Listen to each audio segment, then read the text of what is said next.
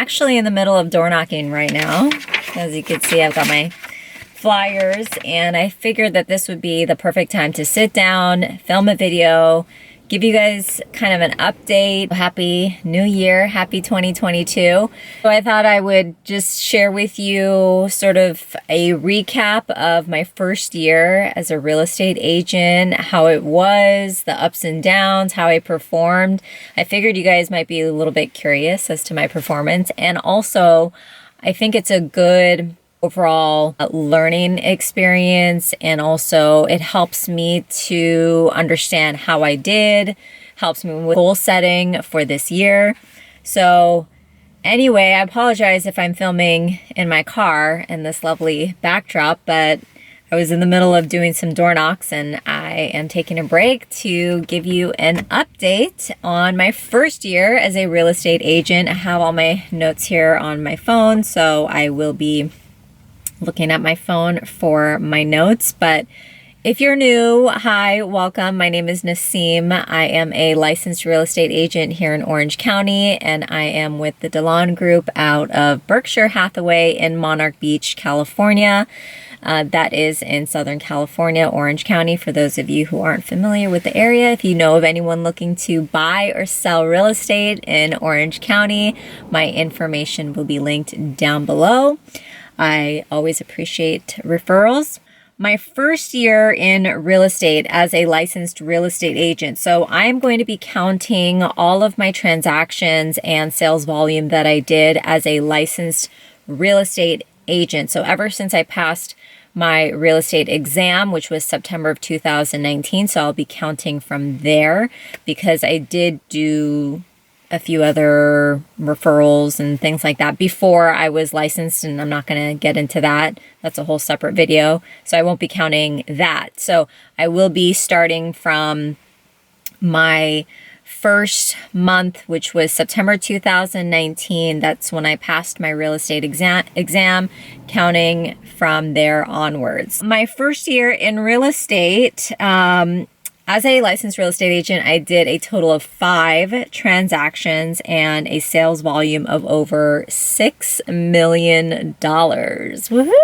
That's a huge number for my first year, and I didn't get, handed leads. I didn't get handed, referrals or business. Make sure to hit the like button if you guys like real estate type of videos. I am planning on doing some more real estate videos. That's one of my goals for 2022. Like I mentioned, I passed my real estate exam in September 2019.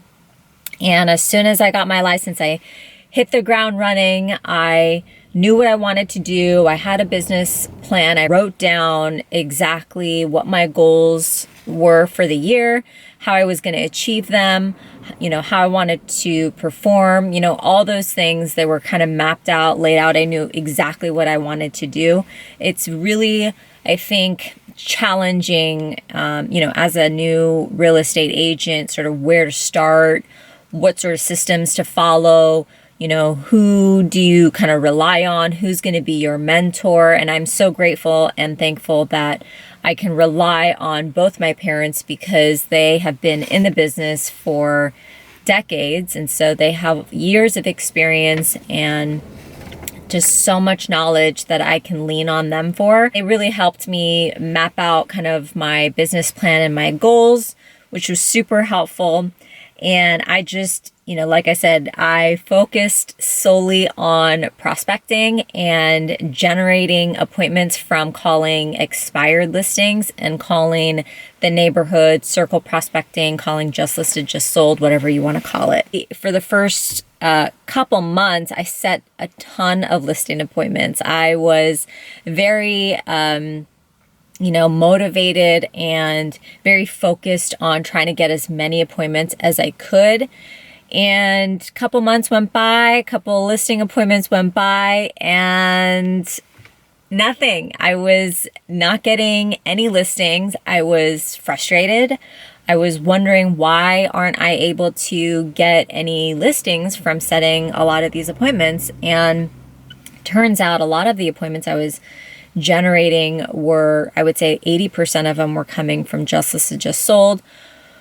And probably 10 or 20% were coming from expireds. And if you know anything about those two lead sources, they're very different. Expireds are much more motivated. Obviously, they had been on the market before, so they have more of a reason and a motivation for wanting to sell versus just listed, just sold.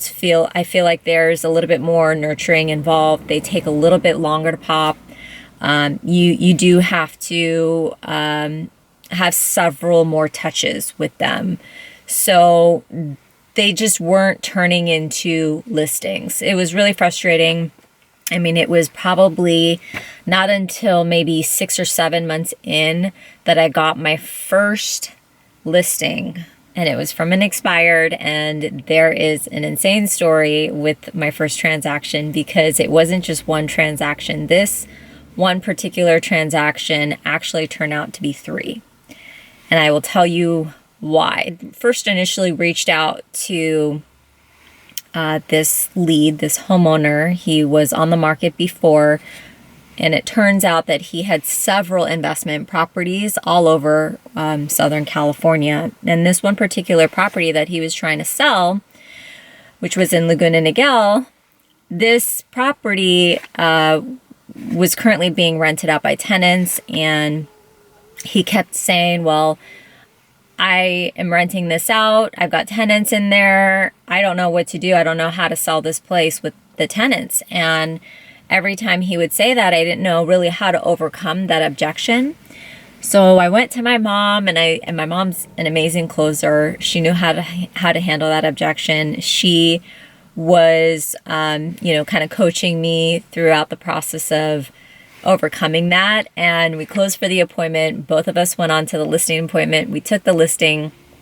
So that was awesome and really exciting for me. I was elated. I was like so happy that I got my first listing. And so I, get the property ready, get it on the market. We start doing showings, and a buyer comes in who doesn't have representation, wants to write up an offer, and he tells me that he wants me to represent him in the purchase. So that was crazy. So now I'm representing the seller, I'm representing the buyer, and the buyer then tells me in order for him to purchase this property, he needs to sell his place. And he wants me to represent him in the sale of his place. So that's 3. That's 3 transactions right there. And thankfully it all went smoothly. We sold his property and helped him in purchasing the property that we were selling. So that was 3 transactions from 1 listing. So that's kind of how real estate can be. It's a roller coaster, but also all of your hard work pays off and can have this wave-like effect where it just kind of can snowball, from one transaction, it can snowball into multiple deals. I walked away with having 3 transactions under my belt. I felt really accomplished. I felt motivated. I had more confidence, and I was like, it just gave me this level of energy to keep going, keep pushing, get back in the game, because for that first initial, 6 to 7 months, I had been working so hard, but was feeling very discouraged and unmotivated because I had nothing. I hadn't closed anything, no sales, no buyers, and it was definitely taking a toll on my self-esteem and my confidence. So that just really helped me. That whole experience of 1 turning out into 3 was like this aha moment. It was such an eye-awakening experience. I learned so much from that. And soon after, my next transaction, this was also a cool one. This one transaction equaled actually 2 transactions because I was representing the seller and I was representing the buyer. It's just another slam dunk sale. We closed within a matter of 2 days. And this one was from circle prospecting or neighborhood calling, calling around the neighborhood. And I had been in touch with this homeowner for 1 year. So I called him, connected with him in November. I think I called him and connected with him in November of 2020. We signed November 2021. I even told him, hey, we have been in touch for 12 months and now you're finally ready to sign. How incredible is that? And we were just kind of laughing that it took that long. But, like I said, calling the neighborhood, calling those just listed, just solds, they take a lot more time. They take a lot more nurturing and more touches, which is understandable because they just may not have any real reason or intention for wanting to sell. So you just have to keep in touch with them.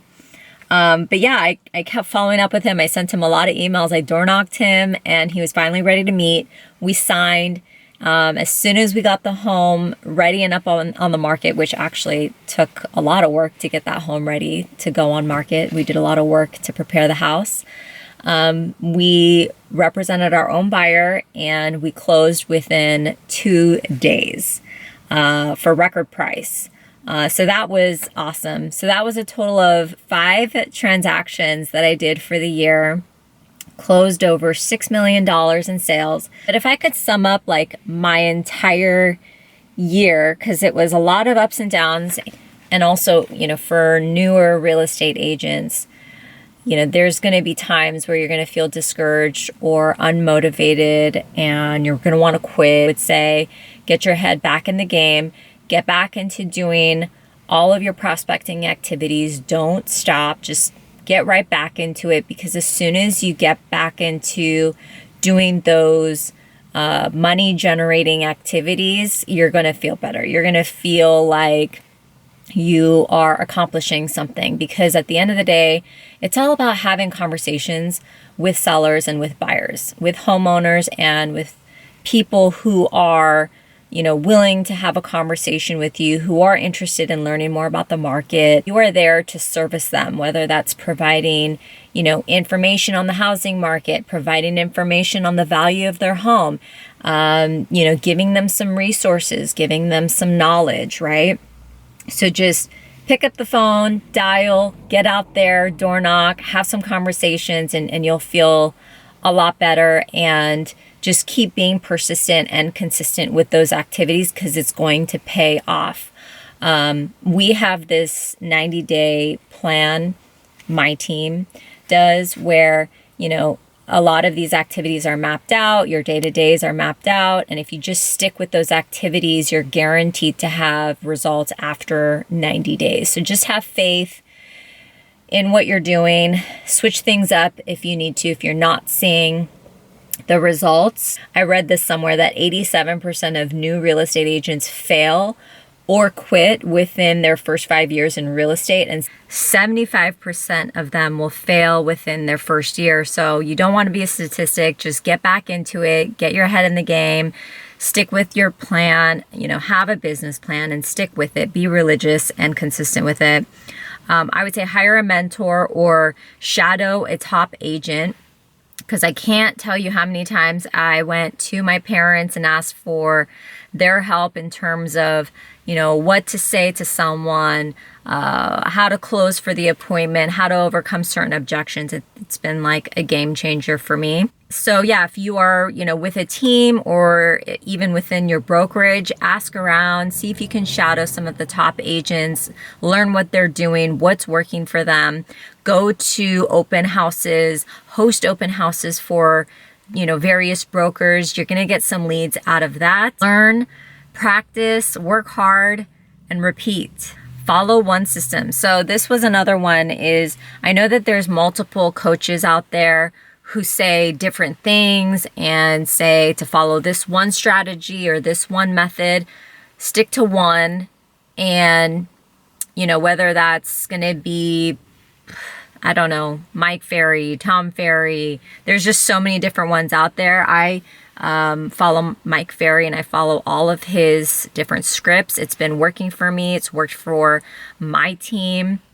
for decades, so I swear by his methodology and his systems. But, you know, pick one that's right for you, that feels good for you, and stick with it. And then mindset. Mindset is everything. So I touched on that a little bit about feeling, you know, discouraged and unmotivated when you have no listings or have no transactions. Just, you got to get back in the game. You got to get in that headspace of you're not going to let anything get you down no matter what. At the end of the day, you have to believe in yourself. You have to believe that you are a top producing real estate agent, that you can be of service to someone, that you are there to help people, to service their needs. You just have to believe that you are a successful person and you are out there to help people. That's kind of a big thing for me. I think mindset is key, and having some sort of way to get your mindset positive, whether that's working out, meditating, reading, dancing, listening to music. I have a very strict morning and nighttime routine that I swear by, and also writing down affirmations has helped me tremendously. The last thing is, you know, I wrote down having a purpose and understanding sort of like what that purpose means for you, because, you know, working in real estate, being your own boss, it's a commission-based job. You don't have a set paycheck, right? You don't have a set salary.